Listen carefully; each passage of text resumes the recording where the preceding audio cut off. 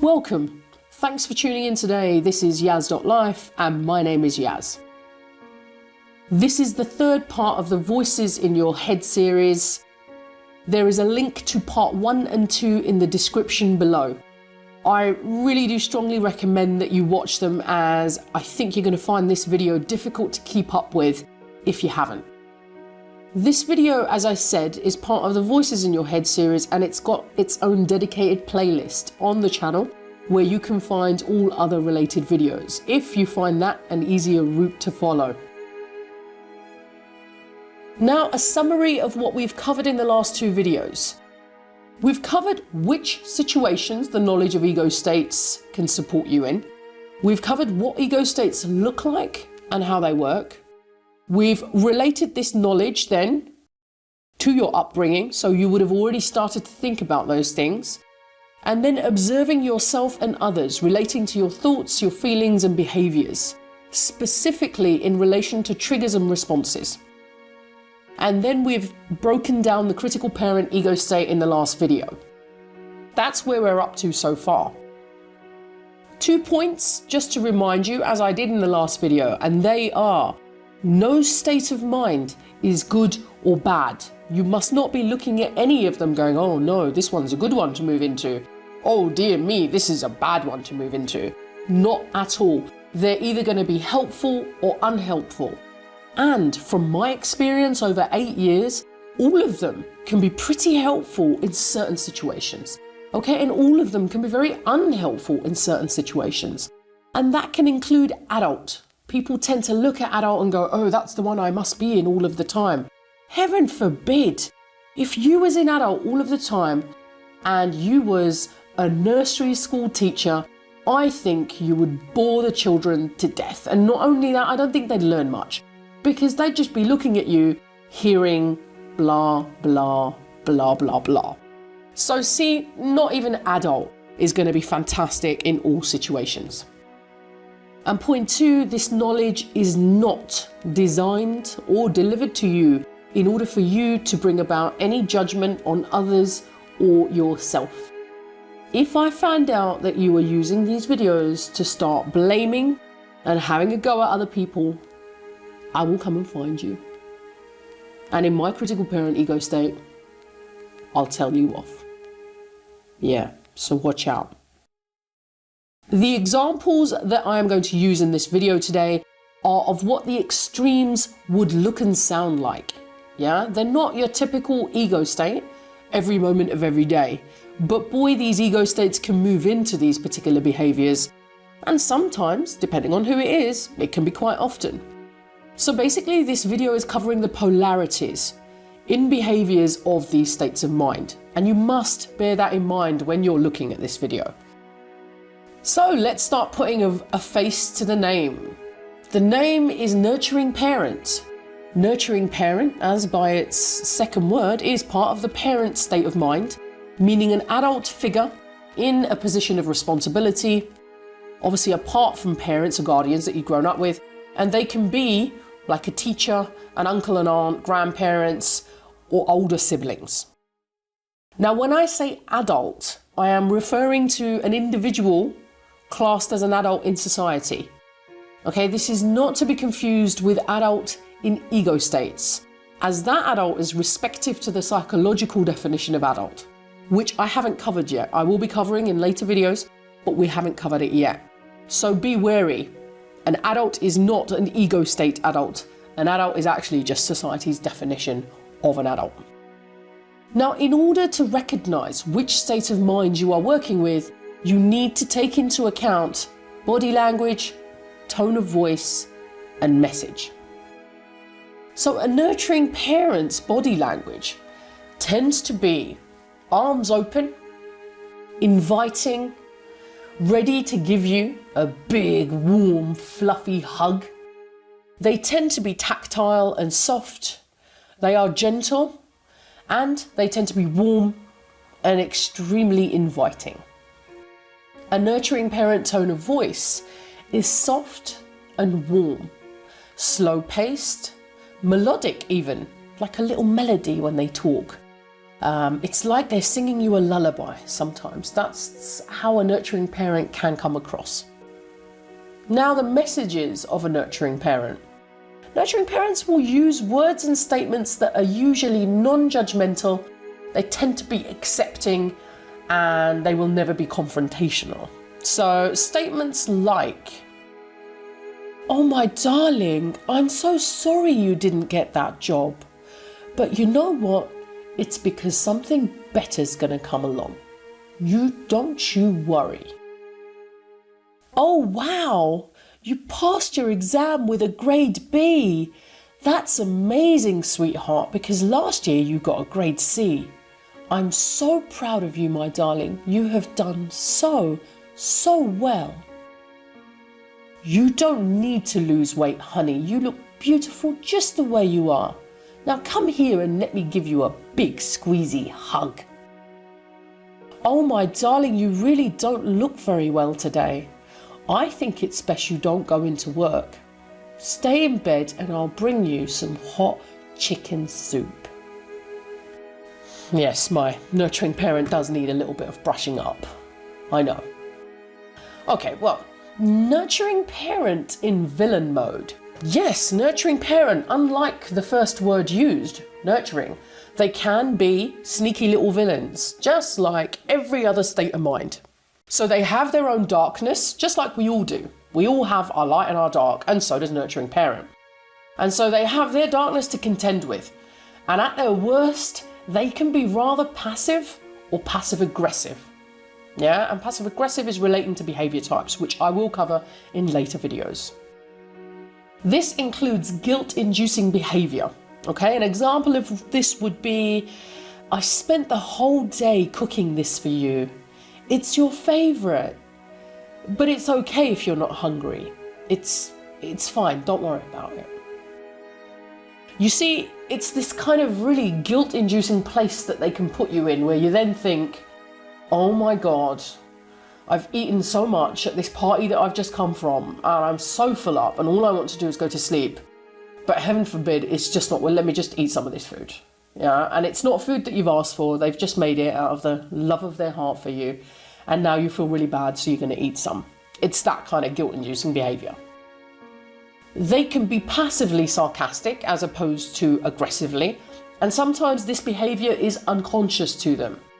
Yeah, meaning that they're not doing it on purpose. They're not doing it intentionally. They've got no idea, actually, that they're being sarcastic. And the behavior is actually unintentional. And that is important to know. The majority of these behaviors stem from their inability to express how they feel directly. They are in need of a fair amount of attention and energy, especially if they have no one to look after or rescue. They tend to live in a bubble of warm, fluffy love, and they try to drag you in there with them.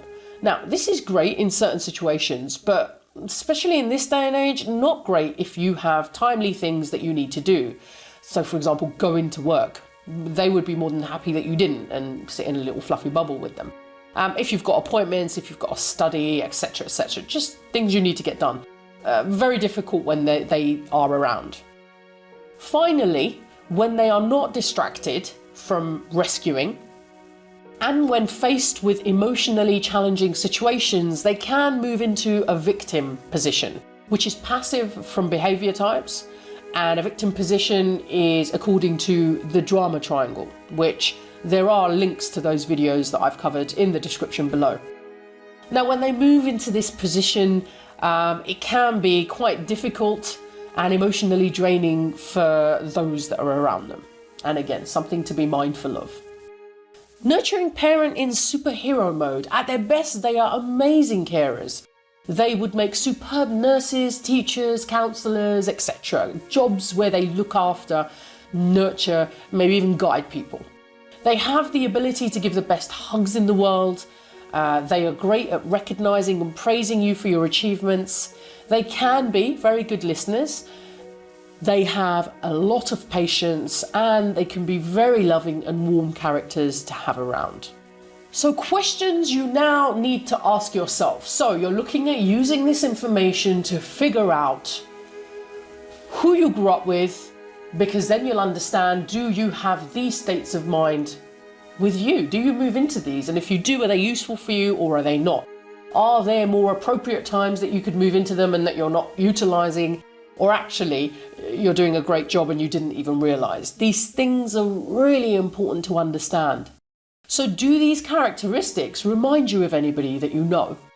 Did you have a nurturing parent in your upbringing? Maybe in your circle of friends or family members, or even at work with your colleagues. How do you feel when you are around these individuals? And how do you behave? After seeing this, have you realized that actually you are a typical nurturing parent? Do you like to be in the company of nurturing parents, or do you prefer not to be around them? Do they irritate you? Do you find them to be a little bit annoying? It's important to bear in mind that we usually have a couple of ego states at least that we are comfortable in. So a nurturing parent would probably be quite comfortable moving into free child. That would be quite an easy crossover for them. And sometimes adapted child, depending on their upbringing. But I'm going to talk about all these things in later videos, because after you've understood ego states, there is a hell of a lot of great stuff that you can start to understand about yourself and about the people around you, and then ways to work with them. I will cover that, I promise.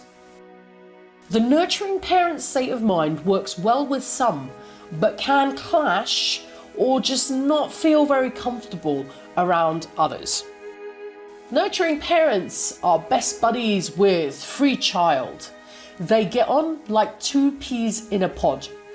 Nurturing parent loves to spoil you, do fun things together and avoid anything too serious, whilst free child pretty much prefers to avoid anything too serious, loves to be spoilt rotten and to do fun things together. They also both dislike rules, and so they are the bestest of buddies. Arch enemies. Well, look, nurturing parent is way too passive to have really any enemies or to clash excessively with anybody. But what they do is they prefer just not to hang around certain states of mind. Critical parent would be one of those. Why? Because they can be way too serious and aggressive for the nurturing parent. This then tends to kill the nurturing parent's fluffy and loving stuff. And so they're not in their element anymore. Another one would probably be rebellious child. Why? Because they would also be too aggressive. They'd probably be moany and a little bit of a killjoy when a rebellious child doesn't get their own way. So again, nurturing parent just wants to have lots of fun and not really worry and spoil you and just do fun things. So critical parent, rebellious child, probably prefer not to be around them. For effective interaction, so for argument's sake, if you have a nurturing parent in your team or group of people that you are working with or managing or just needing some teamwork of sorts, then effective communication with regards to a nurturing parent, I think the most helpful state of mind would usually be another nurturing parent. Why? Because another nurturing parent will be patient, they will be soft, and they will use language that will probably work with the nurturing parent. An adult would also be useful. Yeah, they'd be helpful, they'd be effective, because they will come across quite balanced and logical. They will also highlight any consequences that may be looming around the corner, because nurturing parent doesn't seem to be that aware or even bothered about particular consequences. So adult would be great, no problem there, but I think nurturing parent and another nurturing parent would probably work really, really well. So that would be the most effective interaction. In small doses, okay, so this is a tough one because nurturing parent could probably do all ego states in small doses. Nurturing parent wouldn't really have a huge issue, as like I said, they're non-confrontational and they are quite passive. I chose adapted child. Why? Because adapted child comes across a complete stickler for the rules and they come across very serious and just making sure everything has to be done. So when a nurturing parent comes along, you can see that adapted child actually really does quite like to be spoiled. They probably won't tell you that, but you can tell by their reaction that they're enjoying the kind of fluffy stuff. Now, sometimes they, very rarely, like to be encouraged to break the rules, and especially if that encouragement is coming from an adult. If an adult is doing that encouraging, then they're actually going to jump on it and they're going to break the rules. They're going to feel really bad afterwards, but they'll feel like, well, an adult encouraged me to do that. Also, adopted children secretly, honestly, they love the fluffy stuff and the loving stuff and the cuddles, and they'll come across like they don't, but they do. And so, as ever, in small doses and only in particular situations, nurturing parent and adopted child can do quite well. To be honest, nurturing parent would be able to deal with any of the states of minds in small doses, but I do choose adopted child because I know how much they love to be nurtured, but how little they will ever tell you that. So finishing up, as ever, because there is so much information to digest, we're going to take one ego state at a time. Answer as many of the questions that I've asked throughout this video, ones that have come up for you, and then reflect and see what else comes. Use them to determine whether you have any nurturing parents in your environment, from your past or even in your present. Whether you think you may be a nurturing parent, and then use that information to observe and gather data. One of the tools that I think may be quite useful for you and make it easier for you to gather data is to observe when you have a sudden shift in mood. And then using basic cognitive behavioral therapy, so that's CBT, make a note of your thoughts, your feelings, and your behavior. So I'll give you an example of this. Your parent or guardian or sibling says to you, "You really don't look well, honey.